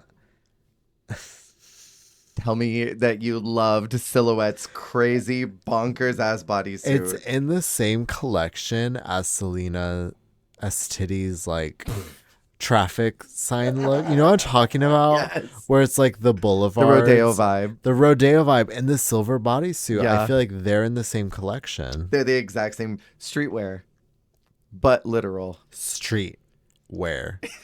Street wear. WHERE. Streetwear. Streetwear, but make it where? Streetwear? I loved Eva's. That Her diner girl? Yes. God, it was so good. Also, she's so cunty and pink. This mug, that sharp eyebrow and that red lip, bitch, she looks Sharp, everything. yeah, no, for real. It kind of reminds me of when, who else does this? I think it's like Nymphia. Like very occasionally, like when she did the all black look, it's like that same thing of like when a queen who can also be like so cute and sweet. I mean, Eva Queen's a little more severe aesthetic, but like she like randomly turns out the most cuntiest mugs out of nowhere. Mm-hmm. She always looks gorgeous. Like I always expect like a beautiful opulent face out of her. Yeah. But every once in a while, on top of the beauty, she gives like severe beauty. Yeah. Like, because also like she has such a plump lip. Beautiful lips. And like she just like the spacing of her face, like the spacing of her eyes, the amount of room she has in her cheekbones and her forehead, like she has the perfect like real estate. Are you saying that she was made to do drag? She was born to do drag. Yeah. She's the future of drag, Rajo. I'm saying. And isn't she the poster for Global? Oh, she should be. If you look on, I think the WoW app, or maybe it's Paramount, I'm pretty sure it's her holding her staff. She's just like, to me, she's such a perfect drag queen. Yeah. Like drag queen. Drag queen. What do you think about best drag? Who was your standout there? I'll say for me, it was Eva. Eva 100%. This freaking headpiece, this Cameron Michaels headpiece, and then there's a giant, gorgeous gown, the feathers. This is drag. And that's the thing is, like, when I hear best drag, I picture either like most opulent or most like fully realized. Like if you have a very specific aesthetic, I want to see like the most like 100% version of like that aesthetic, like fully realized. Or like I just want to see the most like expensive, untouchable, grand version of you. And her name is Eva La Queen, a play off Evil Queen. Yeah. Her walk-in dress was the iconic Disney purple one. This is Snow White and the Huntsman, Charlize Theron. Oh, to me. No, totally. So it's this through line of this Evil Queen story that she started with and then ends with. This is everything. My jaw dropped. No, I get that, especially because, like, no shade, I didn't love Marina's, I didn't love Minty's, and I didn't love Precious Paula Nicole's. Did you love the silhouette look? For me, I liked Eva's, and I liked watching silhouettes happen. Okay. What does that mean? I like to watch it happen. I like to really watch good. it unfold. Can I ask you, what is up with this storyline? Because this is echoed later. I remember someone does this in like Canada 4 or something. And then do you remember Hannah Conda does this in UK versus the World 2? The Pope into someone slutty. Slutty Pope. Slutty Popes category was it Rihanna doing the Pope? Like, did it have, I don't know what was the cultural effect that rippled for so many years doing a Pope look that revealed into like slutty fetish wear? This is what's that movie with Ray Fiennes? Is it Conclave? I'm not sure. The Pope movie? Maybe. I'm so unplugged from movies. Good for you. It's a problem, honestly. I think that she did kind of chew. I hear you, but I didn't like the look. Valid. So valid. I liked it happening too. And then I skipped the baby photos, as I'm sure you did. I always skip the baby photos. And one time I was watching with someone, they're like, wait, why? And I'm like, you watch these? You enjoy this? I'm like, this feels exploitative as shit. Totally. I would probably like, I don't know. Obviously, if I was a queen there, I would lean into it knowing the machine. Yeah. But I do not like it. I don't either. I hate it, actually. I thought it was really bad. Our winner is Marina. And our bottom two is Minty Fresh and Silhouette, which I wrote it down that it was going to be them before it happened. I could just tell. I'm like, TV is happening right now. I think Minty was objectively the weakest, and I think Silhouette wasn't great in the video or LEDs, and they have story, so it's like they make the most sense. Yeah. Even though Precious aesthetically wasn't the strongest in either category, she was really good in the MV. Yeah. And like she's got an upward trajectory right now. Why would you put her in the bottom, even if she didn't look great in the two looks? The song is "You'll Always Be My Number One," and I've been noticing that Pau's bottom message has been getting wackier. Yep. This one was, "You'll get a kick from a creek at the top of a peak and fall into mud that reeks while I laugh and shriek." And she's just added something every week. She keeps adding. And I live. And then she like laughs maniacally. Yeah. Is it this week where she laughs this week and next week? She caps it with, that crazy witch cackle. I imagine like literally you're about to fight for your life, and then you hear like her like adding this long like nursery rhyme. You're like, bitch, what are you doing? What kind of acid trip? I did like this song choice. Yeah. I thought it was really emotional, and then both pointing to each other at the "You'll always be my number one." Cute. That was really I also cute. honestly kind of felt like Silhouette turned it and burned it. Yeah. She totally Much did. stronger than her Glamazon lip sync. 1000%. Or her upcoming Call Me Mother lip sync. We'll talk about that in just a moment. Minty's storyline, I think, is completely run out, so... I mean, it's kind of funny because, like, Brigading went home and they're like, okay, well, I mean, I guess we're done with you too, huh? So many stories are just wrapping up naturally in the competition. And it's interesting because, like... Come on, Natch. Come on, big Natchies. Like, Marina doesn't have a ton of story. She's wrapped her story. She is the story. But she is that. Yeah. She is the story. And also, I wrote down in my notes when Minty went home, I'm like, well, Silhouette has to go home to Marina. So they have to keep her. Like, I didn't know what was going to happen, but I assumed that was what was going to happen. You felt in your bones. I know that Precious wins, but I didn't know what the order of the eliminations were. And I'm like, this is how it's got to go. This doesn't happen, I want a refund. Right. Episode 10 is the grand finale where we immediately open up with the eliminated queens. We do a runway. They do some talking. They do another runway. I liked the format of this finale more than I liked any finale ever. I'm going to say, ever since it was introduced in UK3, if an episode starts in the first 10 minutes on the main stage, it's going to be a lit episode. Totally. Like, it means it's going to be a Lollapalooza or something like that. It's going to be something where it's like subverting the genre. Not the genre. That's a little too much. Give them their Emmy. But it's like anything that feels outside of the usual machine of how the episode's structured. I'm like, let's go. So like starting so hot off the runway, like on the main stage and like getting like the older queens. Tempest. Getting the eliminated queens. Did you have any standouts from the eliminated queens? From their looks that they presented? Because I really enjoyed the first two out. I thought Prince and Corazon really turned it for me. Okay, I was going to say, I feel like I was kind of shaded at her, but Corazon in this comeback, I love that color palette. Me the as well. Pop of that, like kind of like ocean blue, like against the different shades of pink, was really delicious to me. Can we also talk about how the Wiki's photo is like her Instagram picture? I know, it's like a mix of like in the episode runway looks and then like Instagram looks. Yeah, it's like I screenshot Prince's because on the Wiki it was like found footage. Corazon's is an Instagram glam shot. Gigi's is a shot from the episode, like a direct screenshot. Also, hers was pretty cool, I will say. Hers was very cool. I loved the sparkles. I loved the imagery of it all. I didn't love the umbrella, but that's neither here nor there. Lady Morgana looked like she was in a rusical. She looked nuts.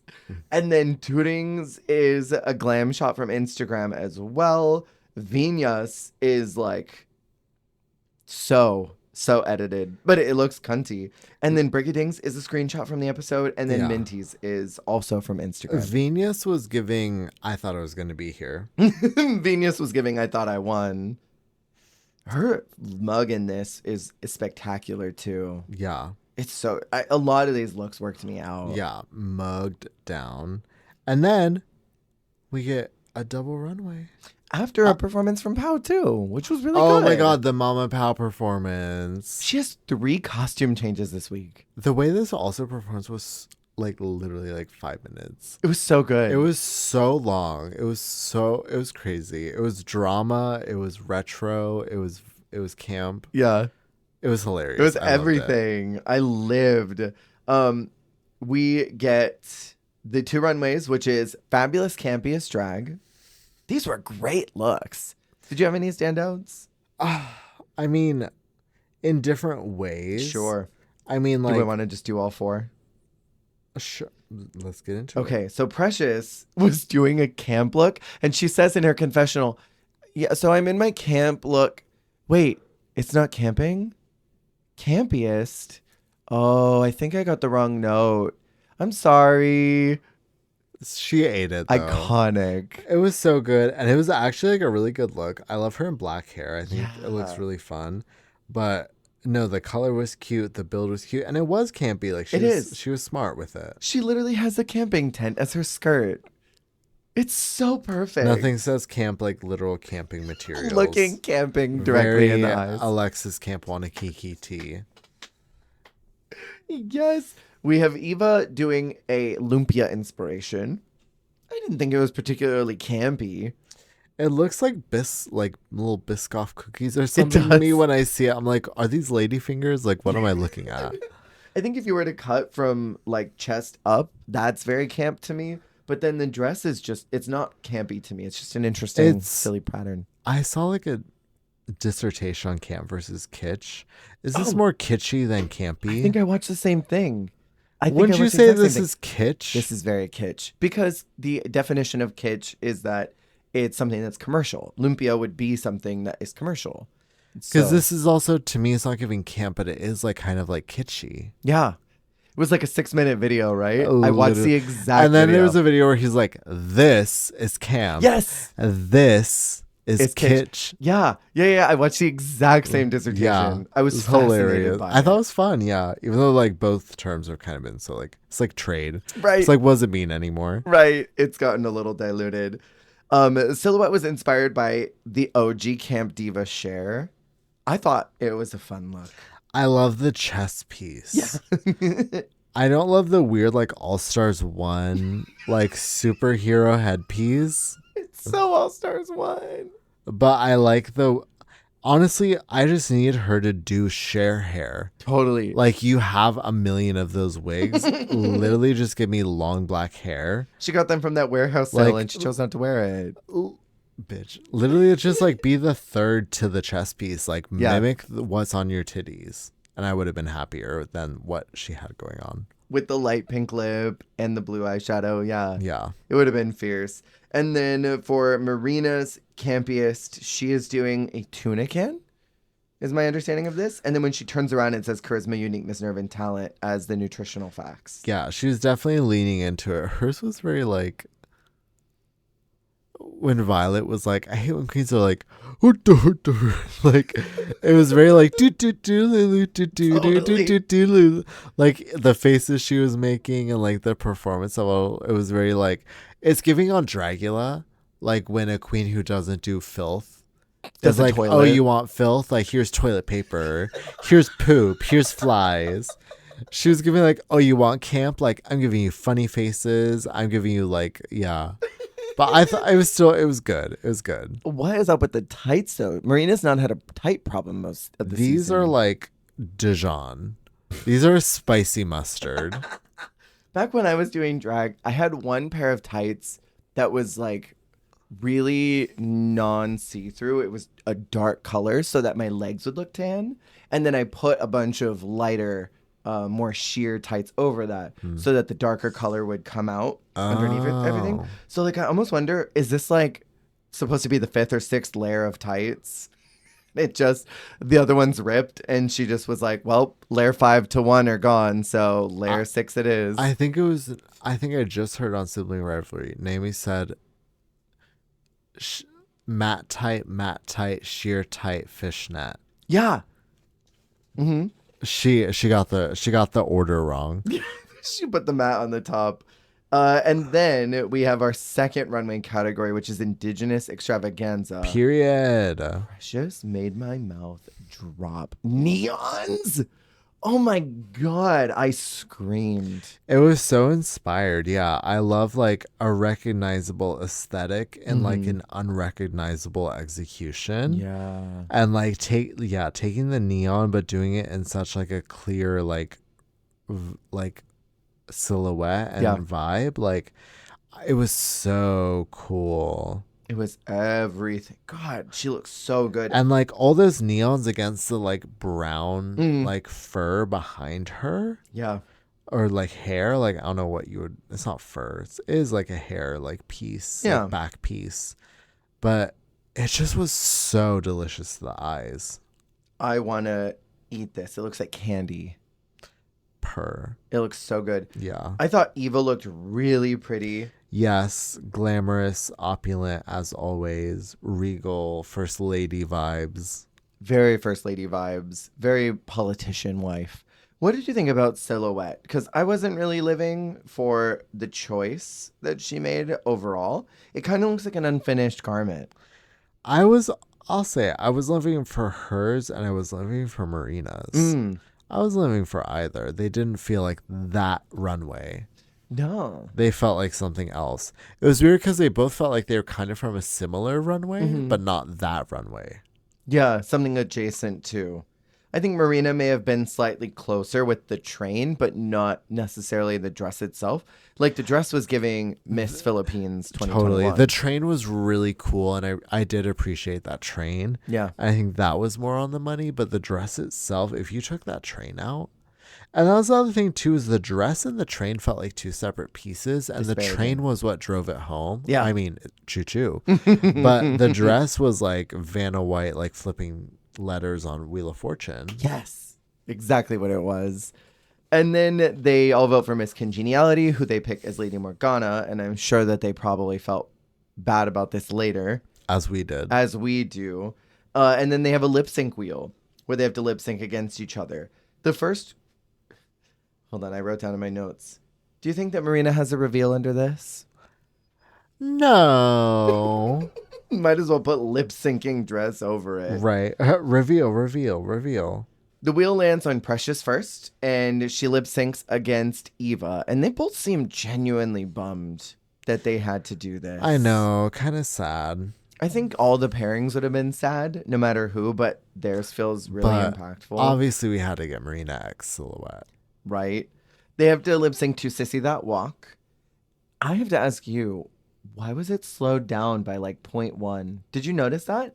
You could hear, like when you slow down a song on YouTube or something, you can hear the like grainy vocals of it going like... Well, and also like the more you know the song, the more you're like, whoa, wait, that fell off. Right. Like, I know this like BPM, I know this cadence, and this ain't it. Yeah, that was strange, but I will say for both, Precious Paul Nicole, she drank her 5-hour energy or something before this because she was so locked in for both lip syncs. Yeah. It was crazy. She was so good. What do you think about her little bird? I mean, that was fun. That was cute. And If I Fly, I mean, we have not seen a fly with a animatronic bird. I mean, rather that than a real bird. Totally. Like, who is it that did Magic Brigading? Yeah. Where did the bird go? Yeah, no real pigeons in a studio setting, thank God. This is where the bird was. It was waiting this whole time for this lip sync. By the time it got there, it had rotted to another color. Please fly. But yeah, I didn't understand when the song sounded like it was downloaded from LimeWire. Not the line. You know what I mean? And then there's a person talking like 2 minutes into it. And there's a microwave ding at some point. Yeah. Precious wins, and she does her workroom dance that like, I loved that. And then we get our last lip sync of Marina and Silhouette to Call Me Mother. What a crazy ass ending to it all. Do you hear that? That anvil clunk? I heard it. I don't know if you noticed. It's crazy. After this whole season, this whole storyline, we end with a song called Call Me Mother. It's drag mother against drag daughter. And the drag daughter turns her drag mother into a Swiffer wet jet and makes that floor sparkle with her.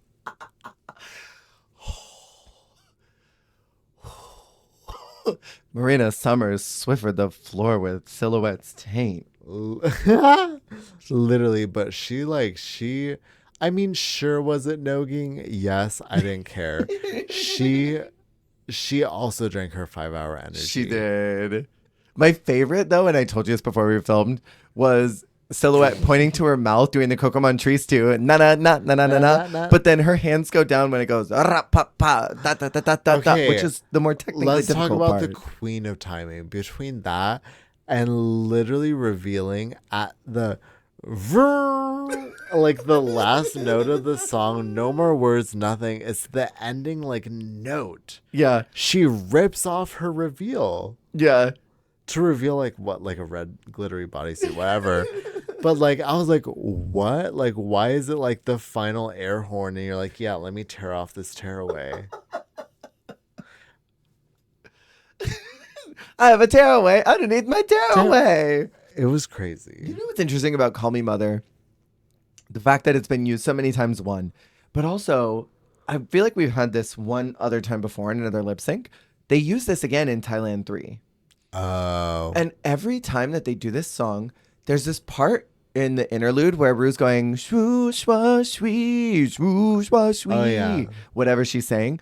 The girls always make such a point to like look at the camera during that part. Like, I know the part that Rue's making post-verbal sounds to every single time, because Marina did it here. She was like rolling around on the ground and then she looks directly at the camera doing the swoosh, wash, wheeze. It's just like, it's like a step above ad-libbing. Yeah. Because it's like blah, blah, blah, like Femme Machine, whatever she's saying, Mama Rue, like, it's not that important. Yeah. Whatever it is that they're saying. And then Marina wins that lip sync. Made sense to me. No way. No. Story-wise, I knew it was coming. I'm like, they're going to eliminate her to Marina. Oh, I already okay. know. We haven't said it yet. The fan, the way there's a fan parked at the front of that stage. Yes. For them. Yes. Loved it. I loved that fan. Because they all get such good fanography moments. Marina was definitely tuned into that fan, but... You know that Venus was sitting in that corner looking at the hair blowing and was like, now why did they pull out a little mini house fan during the Rusical for me? Literally like a Disneyland, like, keep yourself cool in the heat fan. A Mr. Fan. Yes. Yeah, literally like a self-mister. Yeah. We have our last costume change from Pau. I love the look, but what the hell is this hair? The like fingers, the witch finger hair. It's giving Power Rangers villain for sure. Very Rita Repulsa. And our very last lip sync is Sirena. And it's between Precious Paula Nicole and Marina Summers. Yes. They were so good. They were so good. Do you know... Okay, much to talk about. Marina looked so good in the initial, like her initial look. I feel like that's a reference to Pia, but I'm not sure. It looks like maybe it could be like a Miss Universe. It's giving Pia. But then also like the way that Precious Paul Nicole ripped off that blonde wig and put in her time card. Yeah, she immediately ripped off the wig and was like grinding and like doing this move, like getting down the floor. Like she was like, okay, let's go. I saw that lace flapping and I'm like, she did not glue this down. You're like, thing. This blonde. Yeah. This ain't it. Yeah. Oh, that flap. And then she took off the wig and I was like, oh, thank God that wasn't just flapping like that. Yes. Okay. Also, did you know the significance of pulling the flag at the end? No. Kind of similar to how, what's her face? Carmen Farala had the wet wig reveal to the cat left in the rain. Yeah. She did a on the lyric reveal because she has her whole performance. At the end, the song says, whatever they do, my flag will not fall. Oh. And she takes that black flag and she does her little magic trick and she turns it into a queer flag and she wraps the rainbow flag around herself. I did not catch so that. Then the reason she's doing it, because also Marina, she took a piece of her fabric. That's why they both were holding like fabric at the end of it. Got it. But it's because the closing line of the song is my flag will not fall. So that's why also she got emotional, is because she made it like kind of like a rainbow flag and she wrapped it around herself and she said my flag will not fall. That's so cute. I think also, I don't know, I think that's why Jiggly was crying, because I think it was a very emotional, like impactful statement to make. Yeah. But yeah. And it was just a damn good lip sync between such a good of them. powerful lip sync. Yeah. Sorry to detract, but you said Pia, and I know that you're talking about the Miss Universe, but I'm thinking about Pia's Butterflies. Pia's Butterflies from season 4. This one's for Pia, baby. Oh, please, no. If I dream, Pia always wants to be a drag queen, and now you're going to make her one with butterfly I hats. can't even. No, stop. I'm sorry. No, I'm so because sorry. no, I can't with it. We won't talk about it anymore. Let's move on. Precious wins, and I totally 100% understand. I get it. Yeah. It was literally the point of the pageant. Because I remember asking you when UK versus the World 2 was happening and Marina showed up week 1. I'm like, how did this bitch lose? Right. And I remember wondering the same thing about Hannah. I'm like, how did this bitch lose? Right. Like, these two are dripping with winner energy. But then you see it play out and you're like, damn. But they have like OG winner energy. Yes. Because also like Precious Paula Nicole is a first season winner. You know what I mean? Like, yeah. Like Marina could have been, but Precious is like, yeah, I get you. Like you're like sort of like setting the example of like, yeah, this is like the kind of first winner we like hold space for. Totally. And it's so funny talking about Hannah and her and Marina ending up on the same season later. They have like the same kind of trajectory, really confident, locked in performers who get very rarely distracted, have great storyline, great presence, great runways. And then there's this sort of dweeb who's there on the stage with them who is not really at the same expensiveness level of drag, but presents it so fiercely and so confidently and has so much, I don't want to say reckless, but so much like reckless abandon in challenges where they just go for it and they're not afraid to fail or fall at all. Like whatever happens, happens. And Precious is kind of the exact same energy as Spanky. And like even their like kind of bro-y thing they do where Precious is always like doing that back thing, you know, and Spanky being like, fuck yeah. Like they have the same energy as each other. So it's interesting that these happened probably around the same time and that these two go on to global levels later, having very similar trajectories and stories in their competitions. Put them on an all winners together. Yes, absolutely. So I have one question for you, and it's shady. Do you think that they didn't let RuPaul finish the crowning video message because they didn't want to have an Andale Anong, Candy Cyanide, Kana Warrior? They're literally like, we're not going to let you try and say these. Right. We're not going to have you say some weird inflection on Precious Paula Nicole. Because I can only imagine that Ru would have said something crazy. Precious Paula Nicole. Precious Paula Nicole. Somehow just messed it up. Marina Summers. Eva Lequen. Ziluette. Rued Silhouette. Ziluette. Minty Frisch.